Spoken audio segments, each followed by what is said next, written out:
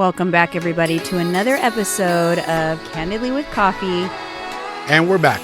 We're back. Happy Friday. Happy Friday. Man, these weeks just go so fast. Man, they do. Too quick. Sometimes. Hopefully I sound a little better. You know, you guys, I have to be honest. I feel like I had a little COVID relapse. Not that I got COVID again, but I just feel like I felt there's better. Residuals there. Yes. Hanging on. Mm-hmm. They're like clawing, like, we don't want to leave your body. Fatigue and Crazy. mental fog. Yeah. And just having a hard time kind of You and your son. focusing. Both. Tyler had a full-blown like relapse. It's kind of called long COVID, where you recover from the initial COVID and then your immune system kind of goes into overdrive. Yeah.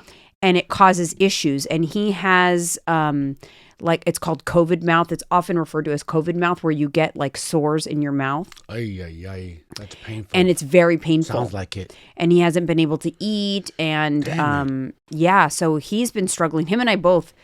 I have just not felt like my normal productive self. Like I just kind of go want after about noon.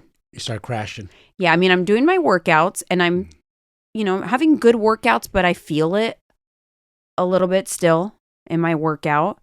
But then after, I'm just having a hard time. Kind of like my issue is more of fatigue and like a mental fog. Yeah.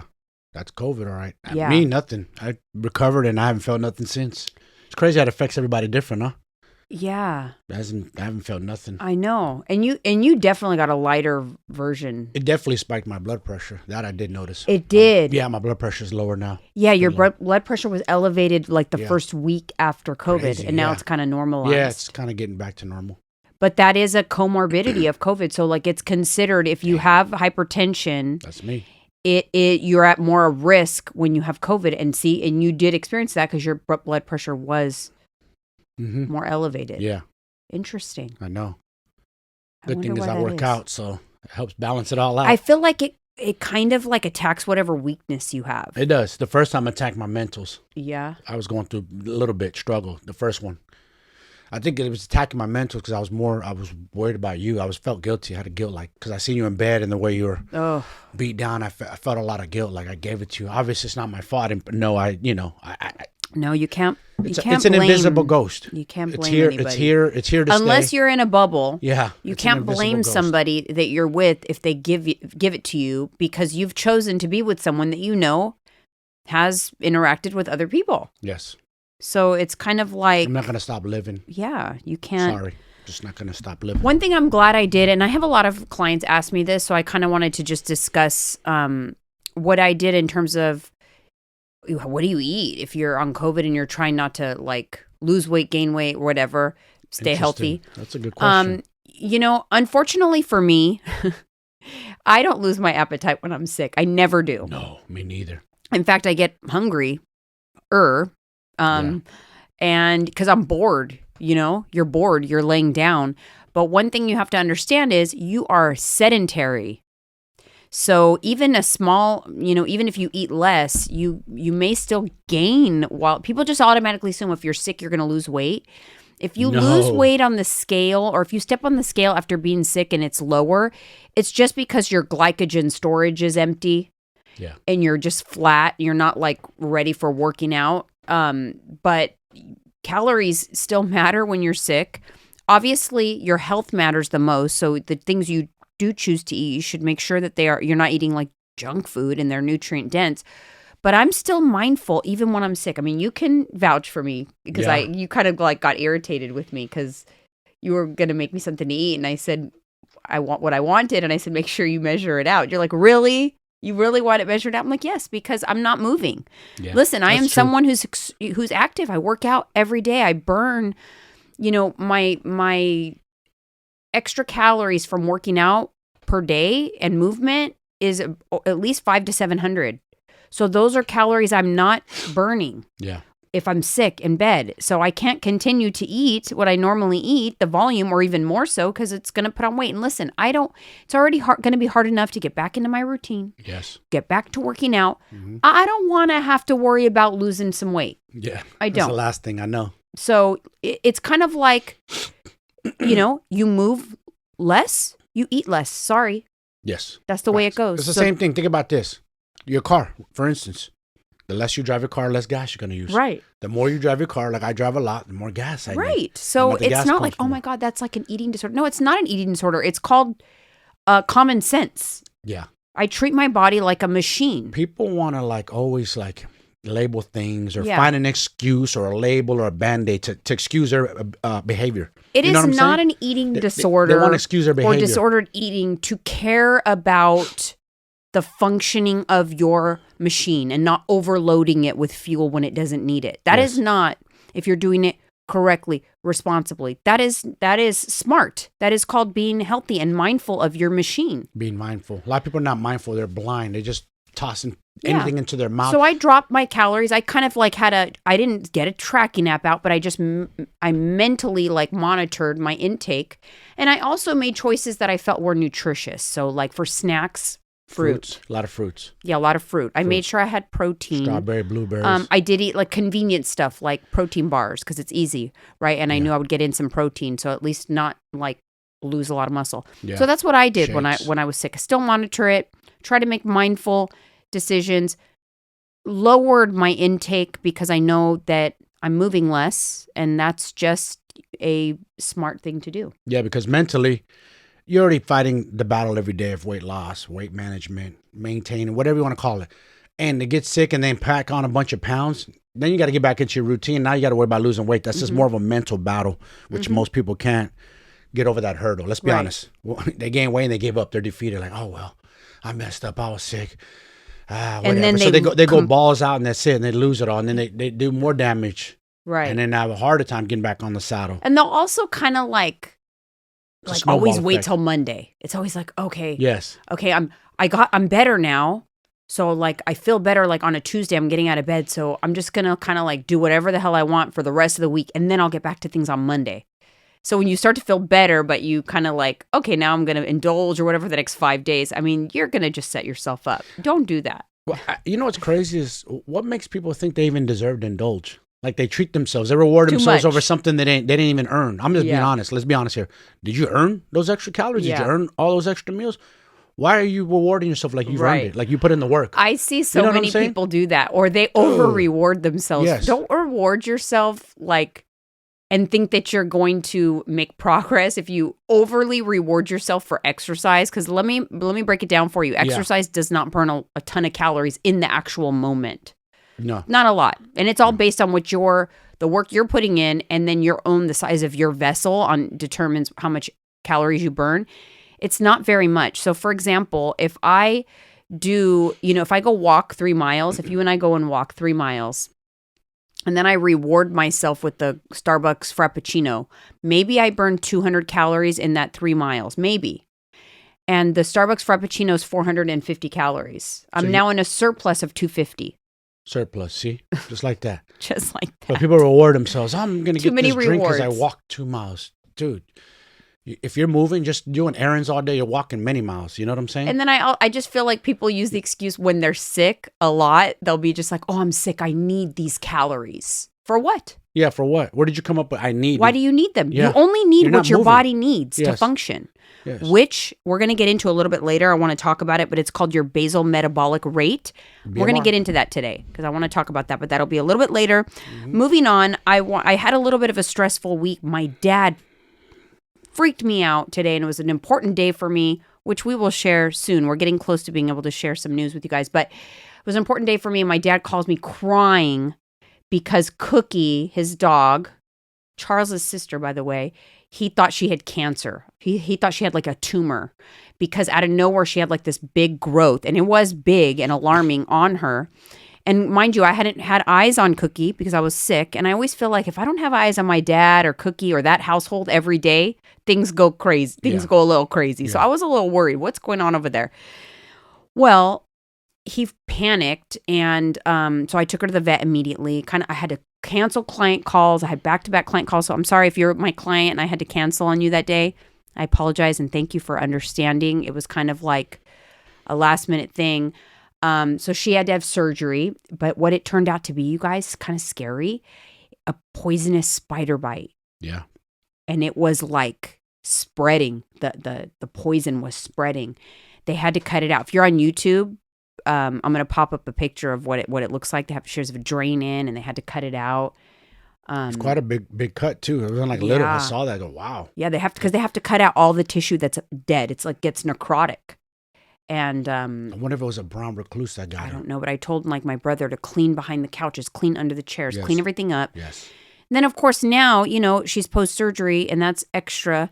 I have to go over there twice a day to administer her medication, make sure my dad's not doing anything crazy, keeping an eye on her, just adding to my stress. And I'm not feeling 100%. So add that on top of that. Life's crazy. I know. So I went there this morning. It's looking good. I gave her meds, and my dad was wanting to hold her while I give her meds. I'm like, no, I got this. Like, I know. He goes, oh, you don't understand how she is. She'll clench down. I'm like, Dad, I got 5 dogs. I got this. We know what we're doing. And I went bloop bloop, but he was shocked. He's like, oh my gosh, you're not just a nurse, you're a vet. I wear many hats. A little bit of everything. I wear many hats. Many hats. But you know what I have to say? Jack of all trades. In terms of many hats, I think when I went to Tyler Henry, which is the psychic, I went to his live show. He talked about how the reason for our life on this earth is like fulfilling like a life's purpose. You have to fulfill your life's purpose before you move on to the next plane. And then a big thing is like figuring out what is your life's purpose. I know. Nobody really like, knows. What the heck is your life's purpose? I know. I feel like I've figured it out. You? I think I do. I think I am. It's kind of like I'm in my mom's footsteps because this was her life's purpose. Yes. I feel like my life's purpose is to take care of people. Crazy. It is. It's to get them through a tough time, take care of them, if medically, if mentally, if helping them. Like my nieces, when my brother had his twins, and I did that for 2 years. Yes. I felt my dad, like when he had his surgery, my mom, when she was in hospice, when they got their Cookie initially and they didn't know how to take care of a new puppy, what did I do? I took care of her here until she was old enough for them to take care of her. Yep. I think that I will be doing that with my grandkids. Oh, you will. I'll be like the care, the daycare for my grandkids. And I think that is my... You look forward to that too. Yeah, like I feel like that's my life's purpose. It's kind of a cool feeling to feel like I figured it out now. Yeah. And I'm not like trying to, it's almost like not trying to go against it. It's like You're not fighting it. No, I'm not fighting it. I'm accepting it and I'm okay with it. Like even for example, my brother, Nobby, he lives with my dad right now. And my dad is kind of like, nervous about when he is not here anymore, who's going to look after him. And like, he's like, but what if he gets sick? What if he needs nursing or needs care when he's elderly? Who's going to be there for him? And I told my dad, it'll be me. Like, that's why I'm keeping myself healthy so that I can make sure I'm that person. Yeah. Or like my niece, who she told me this weekend she doesn't want to have kids. So she's going to be like that aunt that's, doesn't have any kids or whatever. So it'll probably be me that's helping her if something happens, or you know what I mean? Mm-hmm. I hear you. I'm okay with it. That's my life's purpose. There you go. I feel like I helped you through your Yes, you did. Difficult time. Through my time. Get me back up to get my mind right. Yeah. That was a process in itself. It is. It was. But I learned a lot about mental health. Yeah, crazy. I did. And like what to do. I just feel like, and then what I'm doing for my dad, I'm basically his house manager, caretaker of all things, his pills, his this, his that, it's like yesterday he was medical like, appointments, I'm out of this pill. And I was like, no, you're not. Cause I had it in my hand. I walked in with it. I'm like, Dad, I'm on it. Like, I know when you need your prescriptions refilled. I fill up his little pill things and I gave Cookie her meds and, I don't know. I feel like for a while I was like really stressed about it. Like, how am I going to incorporate caring for my dad into my life? I feel like I'm already so busy. Yeah. How am I going to do this? But when you accept it, things just fall into place. Yeah. You just step figure up it out. to the plate. Yeah. There's a saying you always say, sometimes when the pressure's on, you like what's the word I'm looking for? You rise to the occasion. You rise to the occasion. I say that a lot because I do believe that. You rise to the occasion. occasion. I feel like a lot of times people stop. They stop because they say like, no, I can't. I absolutely have no time, or there's no way. And there is a way. There's no way because you've created that mental block. Yeah. But when you open up that mental block and accept it, yeah, your world has a way of shifting to make it work. Yep. That's just a cop out and excuses. I always say this. What I always say when people say, I can't, I don't have the time. Really? So you mean to tell me you're busier than Joe Rogan or The Rock, who work out religiously every day, and other guys too? I'm just naming those two examples. I'm sorry, but you're not busy than those two people. And they have kids as well as you do. Okay, they got money, but they still have to do the work, and they're very busy. Believe me, their schedule is way busier than yours, way more booked out. Especially Joe, stand-up comic. He's a commentator for the UFC. Yeah, as a podcast. And so he does just like 3 or 4 shows a week, like 3-hour shows. Yeah, crazy. I depend on those. I listen to his podcast religiously, and they're like 2 to 3 hours long. Yeah, each episode. So I mean, so you guys get over your I'm busy. No, you're not. You think you are. No, you're not. A lot of it. You're wasting time on your phone. You're wasting time watching TV. Time yourself. I bet you it's 2-3 hours a day minimum you're spending on your phone and TV. Probably longer. Yeah, you just kind of rise to the occasion. It's kind of like you feel like a busy person. So you're young, you work a lot, you feel busy. Like I'm sure Alyssa feels busy right now. Yes. But at some point in time, she'll be married and have a household to take care of, still work full time. She'll fit it in. Yes. Then she'll have a baby. Yes. She'll still fit it in. Yes. Then have a second baby. You still fit it in. I did all those things. Yeah, you went to the gym where you had kids. I met you when your kids were little. Yeah, they were little. Alyssa was in kids club. Yeah, kids club. 24 Hour Fitness. Alyssa would go to kids club. Tyler would sometimes work out with me, like in the cardio. You just make it happen. You rise to the occasion. And sometimes people wait too long because they just feel like, oh, I can't right now. I don't have time, or I can't. There's no way I can do this. Sometimes you have to commit to something, whatever it may be, when you think you don't have time, and let your world shift accordingly. It will. Yeah. It's all about how bad you want it to. Yeah. People just, the time is the biggest fake excuse on planet Earth. I don't have time. Well, get your ass up extra early and do it at home. Put on a workout video. Do something. I mean, like there's a lot of things you could do. You don't need to be in the gym. Even in terms of what I'm talking about, like in terms of me caring for my dad. So what if I said like I don't have time. I can't do it. You don't have the bandwidth. Then what? I asked myself, early on in this, I thought, but how is that going to make me feel when he's no longer here? What was more important that I couldn't shift around to make that a priority? Yeah. Do you know what I mean? Yes. Because I want to live my life in such a way that I want to minimize guilt. And that goes for like making decisions for your own healthy lifestyle as well, right? Because you can't shift your things around to make your health a priority. Like, what's more important than your health? You know what's crazy? I always say this. I go, people are always invest, bigger house, new car, jewelry, clothes, bags, whatever, everything else external. But no one cares a shit about their internal, about yourself, which is the most important.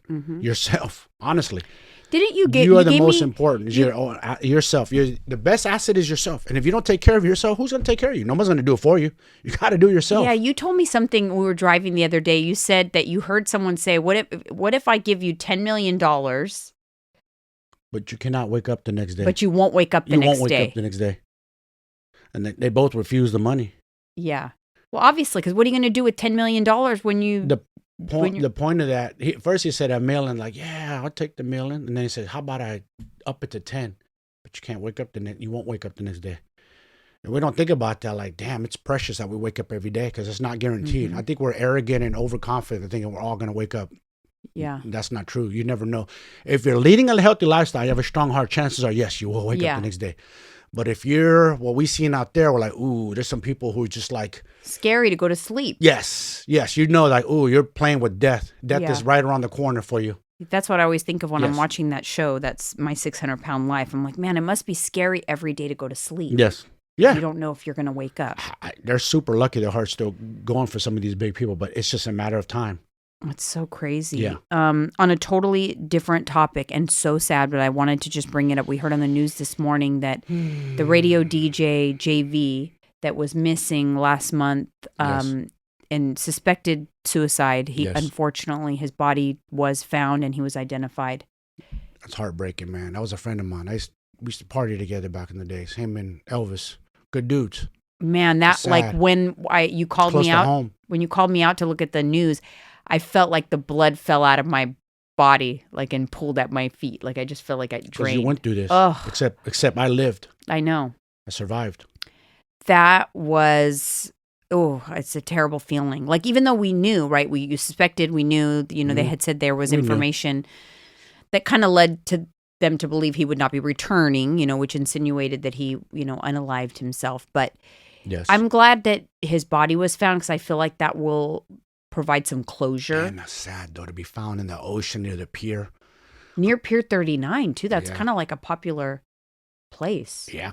Yeah, I bet you some people probably saw the body floating. Could you imagine? It hasn't been the first time. There's been many bodies that popped up around the pier. Because it's the body usually. My friend's body popped up. He didn't commit suicide, but a friend of mine, about 25 years ago, he jumped off of a boat. It was like a Valentine's Day cruise in the Bay Area. Some guy got drunk and emotional, jumped off the boat. My boy went after him, Rick Ortega. He went after him to save him? Yes, that was the stupidest thing you could do. Yes. Oh my God. Yeah, they found my boy's body like around the piers around that area like a week or two later.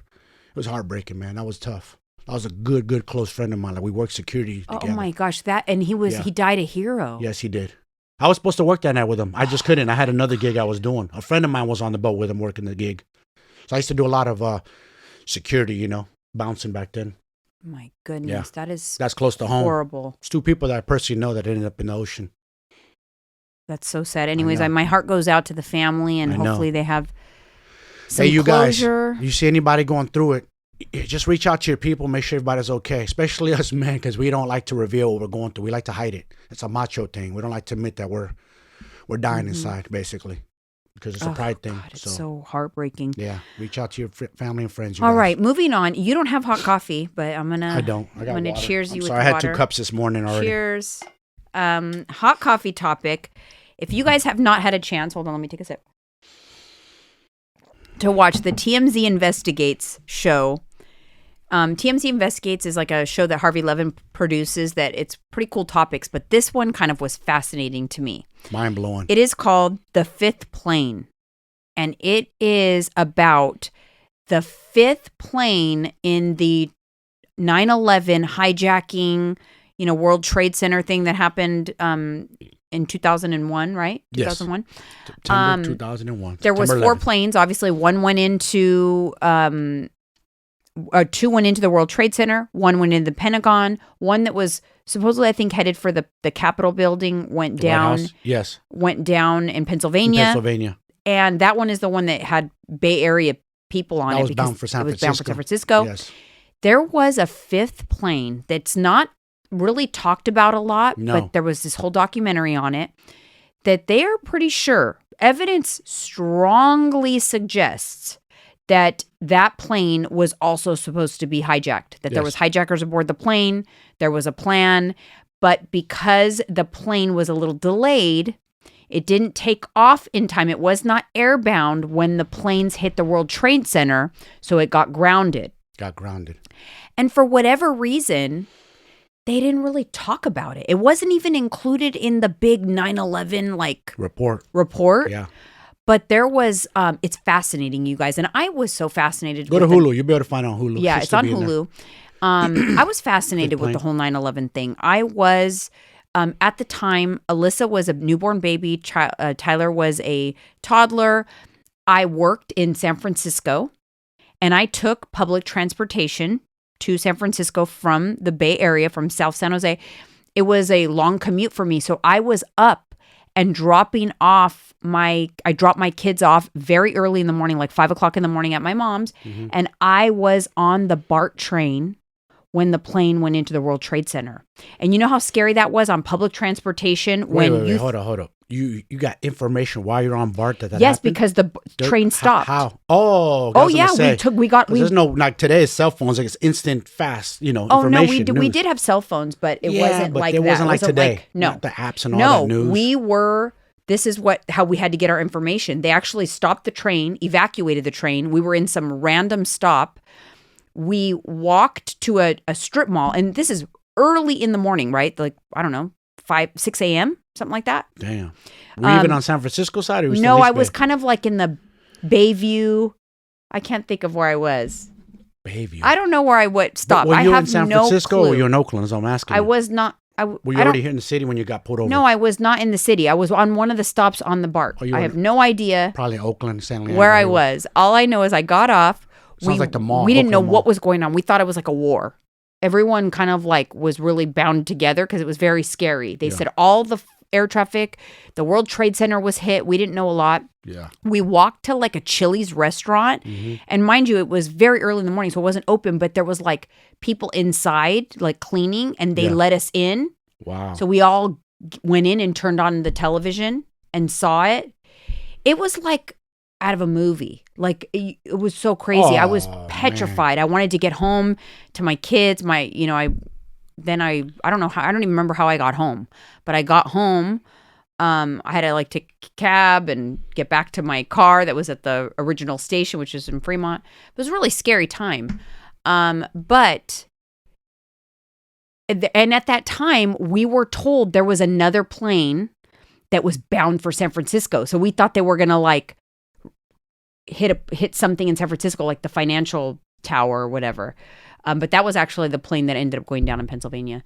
But there was a lot of rumors. Golden Gate Bridge actually has been a target. Yeah, there was a lot of crazy rumors going around. Yeah. But anyway, so this fifth plane, the flight crew talks about how there was 4 people in first class that were highly, highly suspicious. Yeah, highly. One of them was a man disguised as a woman wearing like a burqa. A burqa. But you know how she could tell? Hair on the knuckles. Yeah, and a man's hand. Look at how big my hand is compared to yours. Feminine. You got to tell it's a woman's hand. You can tell it's a man's hand. Even if I'm in a burqa and you saw my hands, you're like, that's a dude.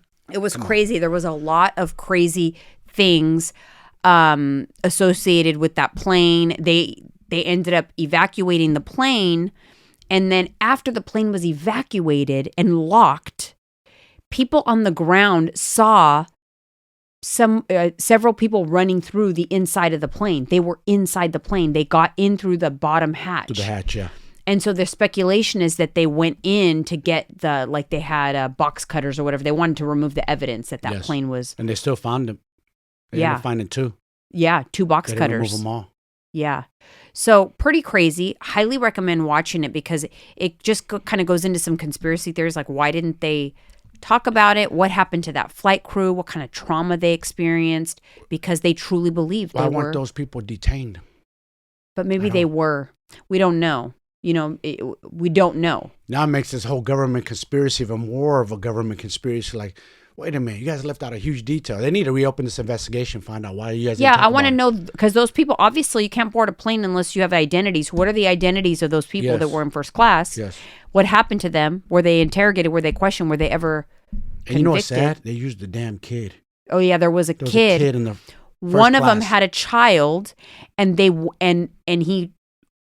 This is back when they allowed this kind of thing. If you had a child, you could ask to see the cockpit. Yes. And this guy who was acting very suspicious took this child into the cockpit.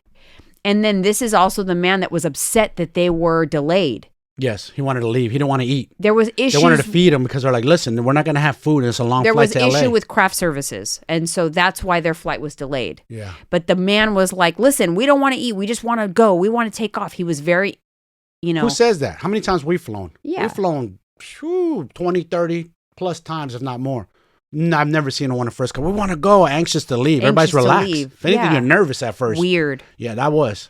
Anyways, that's definitely a hot coffee topic because I had no idea. This is the first I ever heard that there was a 5th plane, and I followed everything with that whole 9/11 thing. What? It's 21 plus years later, and we're just now hearing about it. 22 years later. I had heard a little bit, but I never looked into it. I have heard about it. I had never heard. That's crazy. Yeah. Yes, it is. All right. So moving on, I wanted to talk about this funny relationship thing. Not really funny, but I'm just curious as to what your thoughts are. Because I heard it I was watching Watch What Happens Live, and they were questioning the couples. Uh-huh. What do you agree with or not that couples should have each other's passwords to like social media, emails, and things like that? No. You don't think they should? No, you don't have to. If you want it, cool. But you should be like, if you ask me for it, hey, can I look at your phone? Yeah, go for it. I don't need your password to your emails. I think it's important to know what I don't know. I feel like it's important to feel like you could if you wanted to. Yeah, sure. I think it's all about a feeling. Yeah. If you feel like you have to look, there's a lot of other deep-seated like problems going on. Yes. You know? Because I mean, I've been on both sides of that, you know? My previous marriage and stuff, we were not open books, and we were protective of our devices, and you know, and I knew that, and I'm not saying that I was innocent, because I was not. At least you admit it, no, though. You're a solid woman for that, for coming clean right at the very beginning of our relationship. Like, okay, yeah, cool. I wasn't. So Nobody's I just perfect. I knew that in my second try at marriage that I wanted it different. Yeah. I wanted transparency. Mm-hmm. And not that I'm also I'm not someone who wants to have to feel like I have to investigate someone or be on their phone or whatever. But I also want to feel like if I pick up someone's phone, I don't feel like body language. If I don't feel like they tense up or something like that. Like you've gone in and fixed my Instagram and saved it from getting took. You'd know password. I have nothing to hide. Or just like me, though, right? Because if you're not an investigative person or nosy or want to read my stuff, but you also feel, because you feel it. Yeah. That I'm not protective of my stuff. I mean, you're on my iPad all the time, and it's all my social medias are on my iPad, including my text messages. Yeah, I wanted to be sneaky and no. And they pop up. It's not like you have to go into it. My text messages literally pop up on the screen. But you know what's a wonderful thing being married to you? I guess I'm lucky, because a lot of men don't experience this. Is you don't bother me. If I'm out doing what I need to do, where are you at? What are you doing? Who are you with? What time are you coming home? Whoa.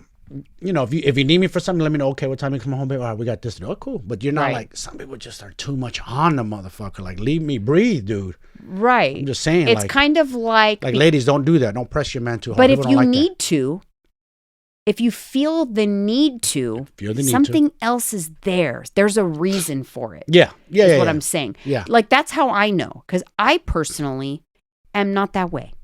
It is not who I am. Mm-mm. I am not someone who's looking at the clock and paying attention, and I don't need your itinerary. Yeah. Okay. Yeah. I don't want that either in a relationship. But if I feel like, then I have to. It's not in my nature to feel that way, so I know it's not because I'm being insecure or being weird. It's because my brain, my mind is picking up on signals that. It's letting me know, like, hey, there's a reason. You know what I mean? You got very good instinct, because you were on me when I was going to unalive myself. You knew something was off with me. It's like... You knew something was off. You just couldn't put your finger. But you didn't think I was being sneaky. You knew something else was off. No, I knew something else, because that's not what I thought. Was off. Yeah. Everybody else thought when you were missing that, oh, maybe it's this. Maybe they thought other things. And I said, no. Even the police They thought I ran off with a hook or something. They said, listen, it's actually quite common, for men to disappear. I'm sure it is. Yeah. That's not, but you didn't get that inkling. You know for a fact. It's because instinct. So that's what I trust my instincts. Yeah, good instincts. I'll give you that. So I don't need to. I don't need to. My body, my instincts tell me if there's a problem. So I don't need to know what your itinerary is or where you are, or whatever, because my instincts are telling me there's nothing to worry about. So that's what I trust. So it's not necessarily that you need. Not only that, if you really want to know where I'm at.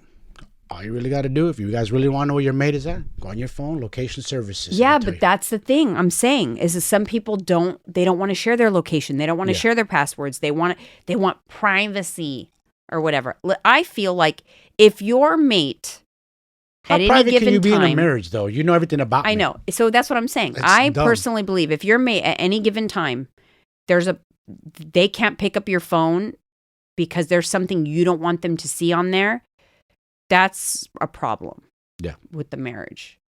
Then that you have there's deeper problems there, because I do feel like there's a difference between privacy. I give privacy. There's a difference between privacy and, hey, I want to use your phone to record because I'm meeting my phone. And if you need your phone for 5 minutes to check it before I get it to record something in your camera, that's a problem. Yeah. Has nothing to do with I've invading your privacy. That means you're being sneaky AF and hiding something, and that's a deeper problem. So that's how I feel about that. because I'm not someone who's like all up in, the business or whatever, but I do feel that there needs to be perceived transparency. Yeah, I agree. Anyways, I You heard know what? that. I want to hit on something too. You were right about Giselle and Tom Brady, by the way. Basically, it's deeper rooted issues, not just football. That's Right. one of it, but it's basically she's saying like, I had to put my life on hold for your career. Basically, what it sounds like is they grew apart, and now Right. she's got a jiu-jitsu instructor. Oh no, we're just friends, and he just coming to Yeah. Costa Rica to train my girls in jiu-jitsu. Come on. But I mean, like, Yeah, I'm listen. saying basically he wasn't. What it sounds like to me is he wasn't touching his wife for very long, and they grew apart. That's what it sounds But like. It was my all whole about him thing and with his career. that is because everyone just jumps on the bandwagon. If somebody gets divorced or whatever, whether it's in Hollywood or it's in your friend group, Yeah, it's not usually the final straw. That's not the cause of someone getting divorced. Some final event. That's usually just the catalyst, the final event, the straw that broke the camel's back. yeah. It's not, because it's usually like, oh my God, she divorced him because of that, or he No. divorced her because of that. She said It's it was not. stupid. People made the wrong assumptions about her. Like it's It's- nothing to do with football. That's a piece of it, but really was more Right. like basically what it sounds like is all about him, me, and her shit didn't matter basically. Yeah, so you got to understand there's always more to the story. There's his version, there's her version. Yes. And the truth is somewhere in the middle. Yeah, exactly. Keep that in mind. You And don't know everything. And let me and no one talks about this, but relationships grow stale, marriages grow stale, people grow apart. You're just not feeling that person no more, or you're not feeling each other. Things happen, and it's time to separate. And she said it wasn't fair to her. Like, I'm not gonna stay like basically in this prison for his benefit only. Like, I gotta have my happiness too. It's not just a Yeah. one-way street. It's Yeah. not just Tom's world. It's my world too. Basically, what she's saying. Yeah, And now she's having, I'm sure she's having a So I grand want to old let you know time. you're right about that. Yeah, it just wasn't football. Because a lot of fans were mad at first, like this fucking Oh, bitch gosh, tripping people on just Tom for jump- football. Who does she think she is? Telling the GOAT he can't play no more. Because football fans are passionate and they love Tom Brady, and obviously they're gonna. But it is what it is. I know, but there's always more to the story. Always Is my take on that. deeper rooted. All right. So the next thing I want to talk about is actually it's a continuum on the last episode. We were talking about like why you're not losing weight. So I had a couple people like ask questions and comment about that episode because I went over 6 common reasons. So if you didn't listen to that, make sure you take a listen. Take a listen. Because one of the things I talked about was like be mindful of those spray oils because the calories actually do add up in those things. And so that created another question from someone. They asked me, what about like sugar-free gum, veggies, gummy vitamins? What about those things? Do those matter? And what I'll tell you is all calories matter. Yes. It's really scary to tell someone that something doesn't matter at all because we as humans tend to have a little bit of rope and take a mile of rope. Yes. Right? True. So if you're like, for example, let me give you an example. If someone says, hey, I had a little bit of sugar-free ketchup. It's like 20 calories. Do I have to track that? And I say, no, I mean, it's just negligible 20 calories. But if that person then goes, oh, so I can have as much ketchup as I want because I don't have to track it. I'm going to have it all day long. I'm going to have it with every meal. Put on my eggs, on my fries, on my potatoes. And in addition to that, I'm going to have those spray butter because it has no calories. I'm going to have spray butter. And then I'm also going to have, Coach says veggies are so negligible. If it's okay if I don't measure my veggies, I'm not going to measure my veggies. So individually, it's okay. It's negligible. But you have to think about it cumulatively. Mm-hmm. Yeah. Cumulatively, if you're that type of person who has an inch and takes a mile, then yeah, you do need to monitor it. Because if you say, hey, Coach, can I chew gum? I'm like, yeah, I don't track my gum. And so now you go and chew 3 packs of gum a day? That's a dope, yeah. At 5 calories a stick, 20 sticks in a pack, 3 packs, 300 calories. Just like that. All those sauces and ketchups, they all add up too. Yes. Those so I'm not, sauces, sprays. listen, I'm not saying that I don't sit there and measure every little thing like that, but I also know myself and I don't take grace on everything. Yeah, I'm not. You like, for instance, I watch you. Like, if you make yourself chicken bites in the air fry, you use Chick-fil-A sauce, but very little bit. Yeah, because it's because it calorie adds it dense. quick. Yeah, Those but are so dense if you calories. are someone that like it, so that's why it's tricky, because it's hard for me, because I don't want to create people to have like these eating disorders or get into disordered habits. But it's also frustrating if you have people who are like, I'm doing everything. I'm tracking my macros. But they're leaving out all the fine But they're details. leaving out the things like that sauces, cumulatively salad spreads are an issue. You use spray oil. You take 6 different kinds of gummy vitamins that are 15 calories a serving. Mm-hmm. You chew sugar-free gum all day. You only eyeball your veggies because those calories are negligible. When you're in a fat loss phase, cumulatively, those things add up. Yes, they do. So that's why even I gave the tip last week, and if you find that you feel like that you're that person that kind of does that, and you don't want to sit there adding a stick of gum to your tracking app, totally understandable, build in a cushion. Yeah. Build in a cushion. Like if you're 1,500 calories, maybe you're tracking 1,300. Yeah. Because for those untracked things, you got to account for them. Because in my experience, most people are eating significantly more calories than they think they are. Yes. Like 20 to 30% more. Yes. And I'm going to put it out there and say that if you are eating 1,200 calories a day and you're not losing weight, you are not eating 1,200 calories a day. Your perception is that you're eating 1,200 calories a day. Yeah. And you can't, for instance, you can't go to Chipotle. I'm going to get a bowl. It says only has this many calories. You got to understand something. They're not measuring out the servings. We did go into that. So, you got to be aware of that. There's no way to beat it. You have to measure Now, I food. have had someone, I was troubleshooting with them, and it was just it gets frustrating with me sometimes. And I'm just kind of like, are you sure? Like, this doesn't make any sense or whatever. And I'm really like drilling. And then I'm like, listen. They'd be lying. Listen. I need you for a period of 2 weeks. I'm not saying you're doing it excessively, but just so that we can tabulate it.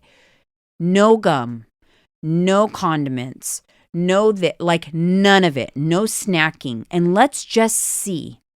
Yep. Because if you're really not losing at these calories and you're not doing those other things, then maybe you have to go get some labs done. Maybe look into something else. Yeah. And I had this one particular person who lost the weight. Did all that. You told her? Yes. And said, the weight fell yep. off. To be honest, I was not being honest with myself.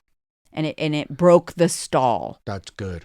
That's where people got to realize, are you being honest with yourself? Because honestly, okay, they're telling you, I don't want to call people liars. Let's just say they're giving you 90% of the truth, 10% they're fibbing. Mm-hmm. Dude, be honest with yourself. That's a good thing. Because you're only lying to yourself. You're not lying to and it's actually very helpful, because then it's kind of like, helps you out too. Like, so for example, if my deficit calories that I track, which this is true, I'm giving you a personal example. My tracked deficit calories are 1,400 calories to be in a deficit. But I actually consume about 1,600 a day, not including my high day. It's about 1,600 because that's my tracked.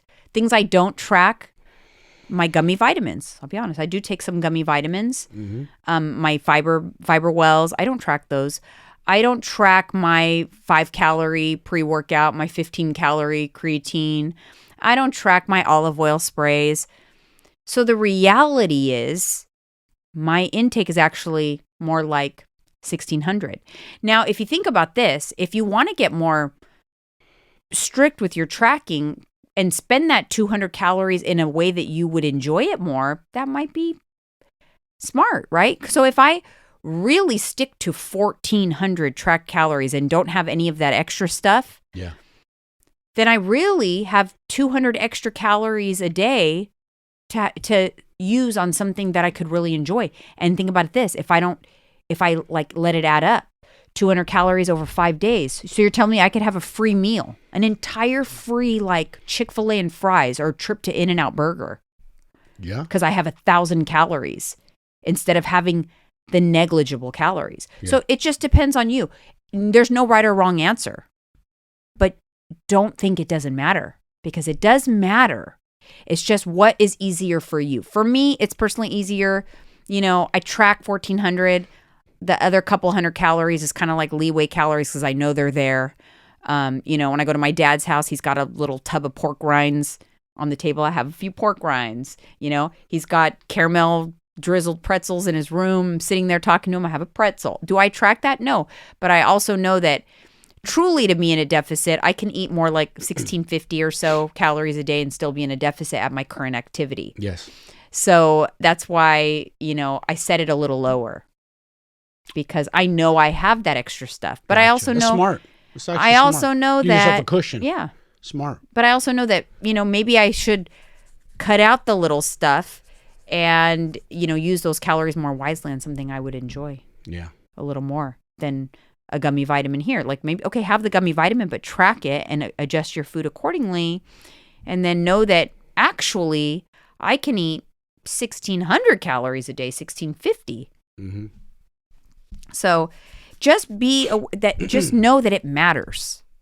It does matter. Well, there's a reason why competitors, when they're competing, for show, there's no condiments allowed. No. Very, very, very rarely any condiments allowed. It's because they need to be precise. Yes. They need to have their calories on point. You're right. And what we talked about earlier in the episode when I was talking about BMR is really important. And if you're petite, I want you to really listen closely. Basal what do I mean by metabolic petite? rate. Petite is if you're under 5'4". I'm considered petite, under 5'4". Why does it matter if you're petite? You don't get to eat as much. I'm sorry. Yeah. You just don't. And I don't make up the rules. It's just because if you're petite, you have a small vessel. You have less bones, less fluid, less tissue, less muscle. Yeah. So you have a smaller machine. So that means what my wife's telling, just look at her frame and look at my frame. Whose frame is bigger? The bigger frame can eat more. And that's even whether you're overweight, underweight, doesn't matter. I'm talking about like the size of your machine, which is made up of more than just whether you're fat or not. It's made up of like bone and lots of things, right? Your organs are bigger if you're bigger. Mm-hmm. If you're taller, you have bigger organs. Yes.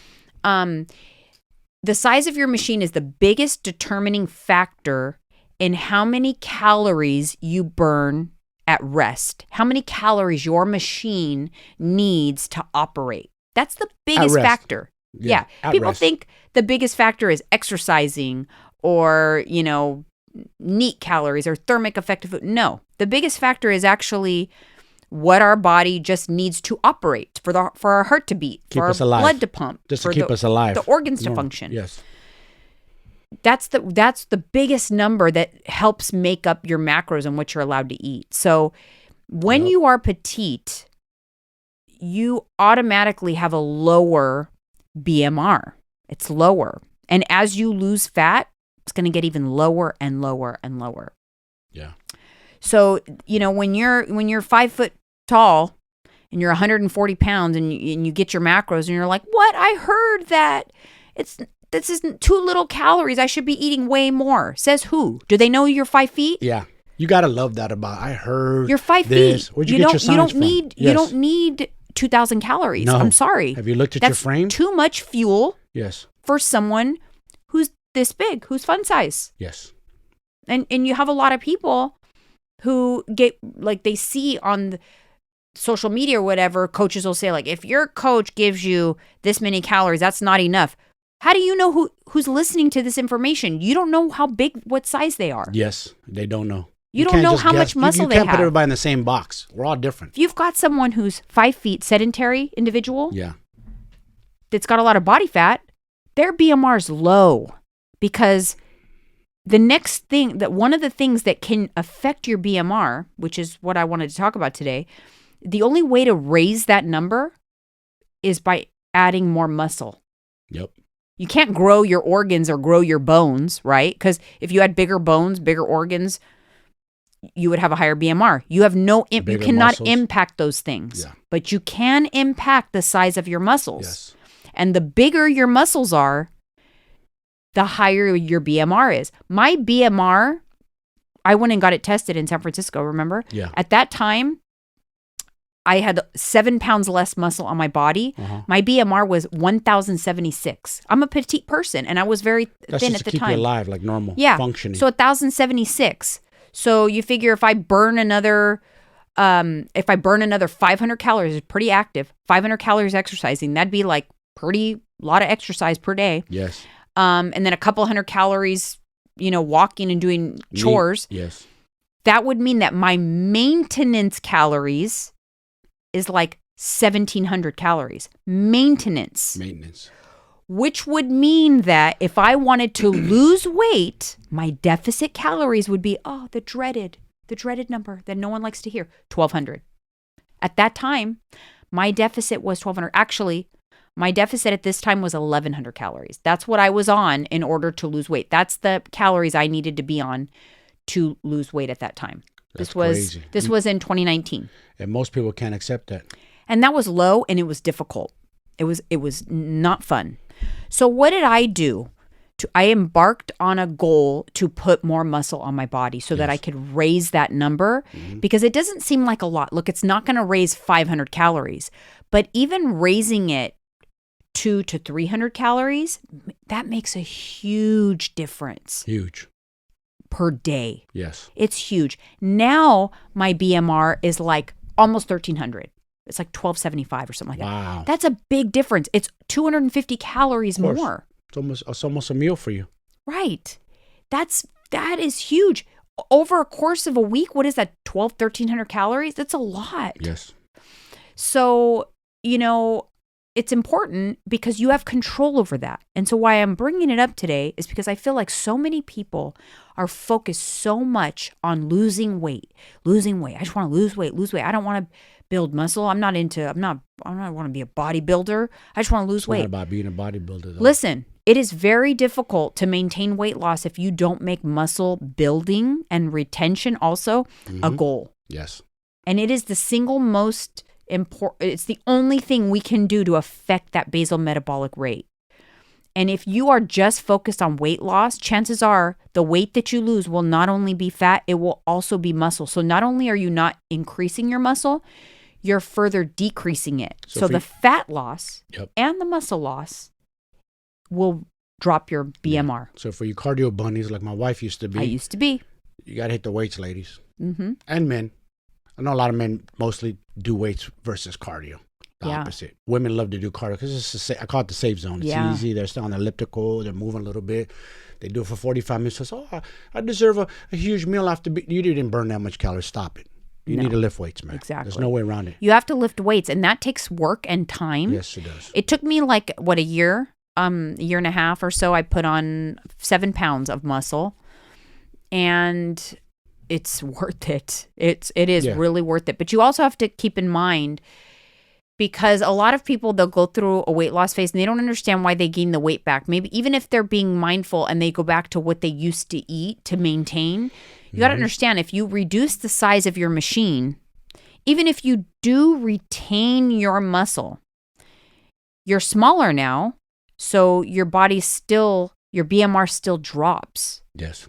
So by at least trying to put on muscle while you're losing, you may not be able to increase the BMR a lot, but you will at least keep it stable so that it doesn't drop, because you don't want to lose that, because that's the no-brainer calories. Those are the calories that when I talked about when I was sick and in bed, luckily, I still had to function. My body still had to function. So I was still burning calories. So I could still eat at least what I was burning. And that's why I monitored and made sure that I was eating like somewhere around 1,200, 1,250 while I was sick. Yeah. Because I knew that I could eat that and not put on weight, because that was at least about my BMR.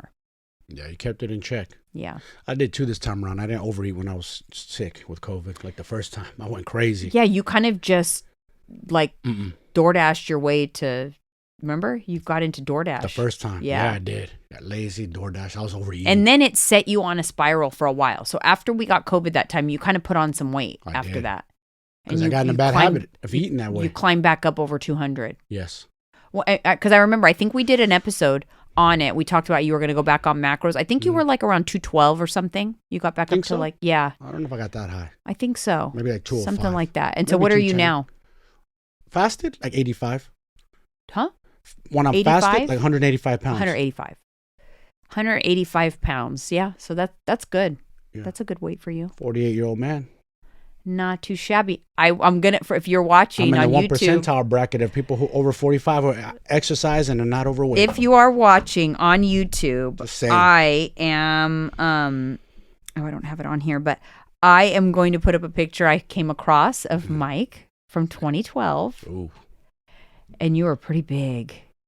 understatement. You were like Man. 250. Golly, I can't believe it's just like that. You guys, you let it slip and boom. Like looking back, like what the hell Yeah, was it's I crazy doing? because you gained a lot of weight in a short period of time because we started dating in December of 2010. Packed on weight too after my mother passed away. Yeah, so December of 2010. No, she hadn't passed away at this time. No, I know not that time. But December of 2010 we started dating, and this picture was from September of 2012. And you were kind of maybe about this size when we started dating, maybe a little bigger, more muscular, I think. yeah, You for sure bigger. A year and a half later, you were like you gained a lot of weight in a short period of time. Yeah. Well, so what happens when you're drinking, not mindful New of the calories. relationship. Relationship went crazy. I was still thin though. You were. Kept it in check. I was a cardio bunny though. Remember? Yeah. I worked out, but I went through the motions. You never stopped working out. No. I that's just an important thing to Never recognize. Stopped. Never. You never stopped working out, and yet you managed to put on 70 pounds. So Not 70. I wasn't 185 to 250, not 70. You don't think You're so? exaggerating. I was over 200-something pounds when I met you. I was way more muscular. You think so? Yes, I know so. I was probably like 210 when I met you. 205 at least. We always hung around there. I know Around because 200? I used to compete. So you in the put on 190s maybe when I fought. So maybe I know. about 50 pounds? Maybe, yeah, probably that. Not 70 though, not that much. But it's about a 70-pound difference from where you are now. Yes, but you were not this slender when we were first together. No, but you were not bigger. overweight. I was still lifting heavy back You then. were just more muscular of a person. Yeah, I was lifting heavier. I was doing a lot of resistance. You were like bodybuilder-ish. Yes, more bodybuilder. I came from that world, so yes. Yeah. Now I'm more like I trained for performance athletics. Like I still want muscle, but it's still I'm like just lean saying muscle. though, if you think about if you had not have turned it around, I can say this with all honesty. Probably be dead. I do not think you would be alive if you didn't turn it around. Had a stroke. I think you would have had a Would've stroke. got me. You were drinking. You weren't sleeping well. Nope. You recreational drugs, and hypertension undiagnosed. Yes, it's crazy. I didn't know back then. That's so scary to Playing me. with fire. I can only imagine what my blood pressure was back then. Oh my God! Why aren't you talking? I was saying is the reason I probably stayed alive is all those years I was young, I worked out. I kept a strong body. But had I been sedentary with all that weight gain and not done nothing, for sure probably would have had a stroke. Because it took my cousin out at 40. And the difference between me and her is she didn't work out. She drank a lot from what I was told and didn't know physical exercise. And one day a stroke at 4 years old took her life. That's scary. Yeah. I mean, yeah. So at least you did always keep up with the exercise. And so it wasn't a negative thing that you did that. No. But it's just eye-opening to know that you can continue working out every day and doing all of that and still pack on weight. Yeah. Because why? You're eating more than you're burning. See? Simple mathematics. You would have every day you'd have a burrito. Yes. Every single like an idiot. day. You know what's crazy is I think for whatever reason, loose. I was the person... I don't know. I just decided one day that I wanted to take my fitness to another level. I don't know. It was weird. I kind of changed it. I turned the tide for both of us because I just decided, you know what? I want to be fit. I'm tired of yo-yo dieting. I want to be fit. And so we started, you got me set up with the trainer. Yes, with Matt. And at that time is when, because I started living a very healthy lifestyle, you did too. I turned it around. You turned it around at that time. And eventually I hired him to do my diet. Yeah. And it worked. Yeah, it did. I got a picture. I was ripped, lean at the pool party. I was like, damn, look at me go. Yeah. Because he had me on a high protein diet. Yeah, a lot of protein. A lot of protein. Some good fats in there. Yeah, so we kind of just turned it around. We just decided because I was thin in 2012, but skinny fat. And you were overweight. And by October of 2013, I was on the stage competing. And you had already shifted and had lost a lot of weight. Yes. So you Thank can turn it goodness for around. that. Yeah, you can turn it around. You can turn it around. I don't know. I don't know what came down, what lightning bolt struck me that made me decide I wanted to do that. But thank you. You wanted to do a show. I don't know what got you interested in a show. I know the guy. No, I didn't want to do a show. I just wanted to get fit because I decided to do a show after I saw my body starting to transform. After 1 month, my body, because when you first start resistance training, I'll leave you guys with this knowledge. You get something called newbie gains. You never get to experience it again. Newbie gains, yeah. But if you dedicate yourself to resistance training, the first year you will have amazing progress that you will never be able to get that kind of progress at that rate again. You get like one newbie gain year. And I maximized it. Yeah. And I was so excited because just after a month, I could see my body transforming. It was crazy. I saw it too. Like, damn, yeah. You had that little pooch gone. Remember? For a long time, you couldn't get rid of it. When I was actually, I went down a rabbit hole of pictures yesterday, and I came across a picture of our wedding day, which was, we got married in July of 2014. So after I'd already competed, but I was coming out of the limo, and I looked so fit and toned coming out of the limo, my arms and everything. Yeah, and now that picture is my vision board picture. I'm going to get back to that. I'm going to prove that at 47, however long it takes me, 48, I can be fit and toned like that again. I can get to that place What again. about your hormones? Shut up. Smack you. I want to prove that I can get to that place again. Mm-hmm. And I'm on my way. I've been on my way as I've been cutting since January, and I feel good. I'm getting lean, but it just goes to show I got a ways to go to get back to that, because I want to get back to that. I want to prove that I can. Yeah. Because I can. Challenge for yourself. It's a challenge. So I am my own. Me too. Motivation. I want to get back to like how I was when I was at my best at keto. Yeah. And Matt had me super lean on too. The high protein. Yeah, he did. Yeah. I was lean. Crazy. So you heard it here, guys. We're going to be accountable. We're going to keep ourselves accountable. You guys are going to keep us accountable because we're going to get back to that. Yes. And don't use your age as an excuse. Yeah. Because I don't want to hear it. Oh, I'm 50. I'm 55. I can't. Stop it. Go on YouTube. There's 70-something-year-old men and women that are fit as hell. I seen a 90-year-old woman on YouTube recently fit. I was like, wow, that's impressive. Now, listen, summer, when does summer begin? June 21st or whatever is the first day of summer. That's what I'm making my prediction that the first day of summer, we're going to look significantly toned and lean, more so than we are right now sitting here today. Facts. So 100%. There you guys have it. Yeah. We'll see. We'll tap in with you guys in the first day of summer. Yep. All right, you guys. Thank you so much. We'll see you on the next one. See ya.